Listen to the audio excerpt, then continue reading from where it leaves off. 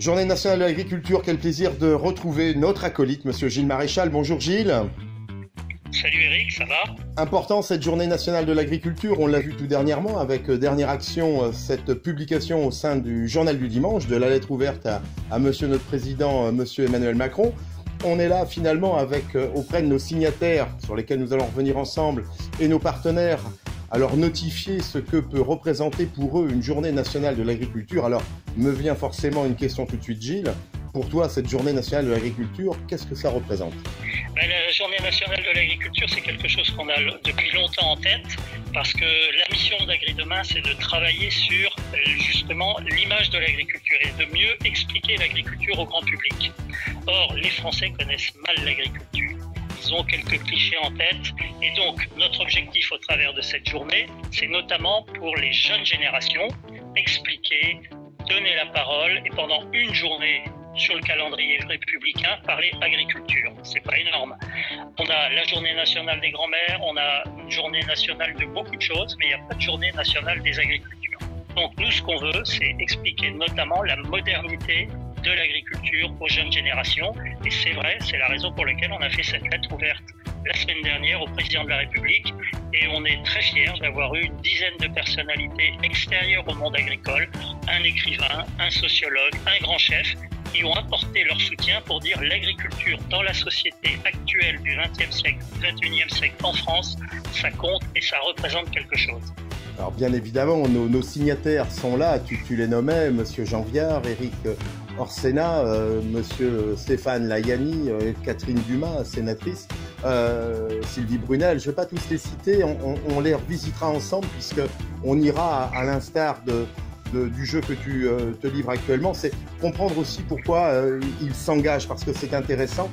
Tu parles de pédagogie pour les générations à venir, c'est fondamental, mais il faut aussi que ce calendrier républicain, tu faisais ce clin d'œil, puisse être marqué non seulement d'une empreinte, mais j'allais dire d'une journée qui soit dédiée à l'agriculture. Alors, on le précise, on aura un rendez-vous le 21 septembre, puisque notre délégation marchera vers l'Assemblée nationale pour déposer un manifeste auprès de Richard Ferrand, président de l'Assemblée nationale. C'est ça, effectivement, on veut d'ici le 21 septembre engranger d'autres signatures, puisqu'il y a donc un appel, un manifeste sur change.org qui vise à ce que tous les citoyens qui s'intéressent de près ou de loin, qui veulent dire leurs mots ou poser des questions sur l'agriculture, qui puissent dire « je veux effectivement approuver cette initiative de créer une journée nationale de l'agriculture ».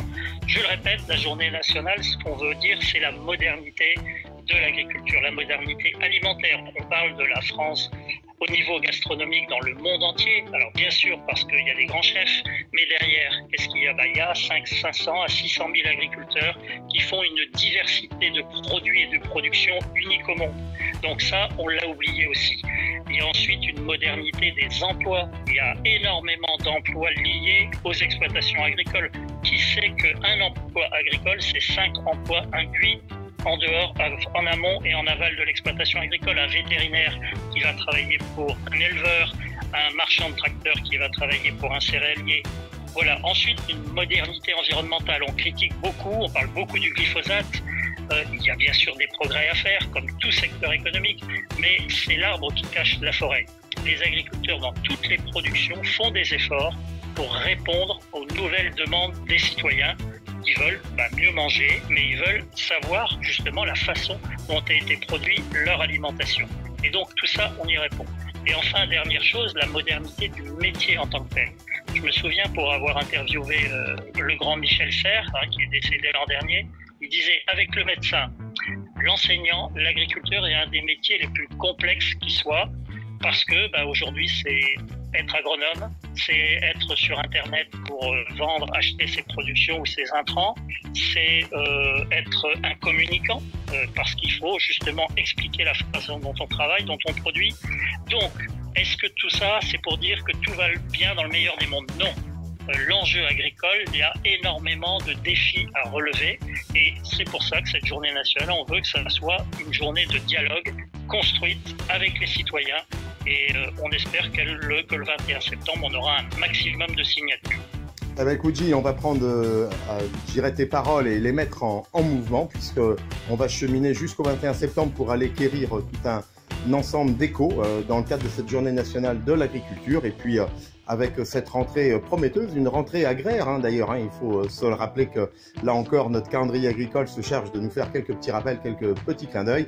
Nous serons le 21 septembre, ensemble créons cette journée nationale de l'agriculture et nous pourrons remettre ce manifeste, comme tu l'évoquais, à monsieur Richard Ferrand, président de l'Assemblée nationale. Merci Gilles et à bientôt.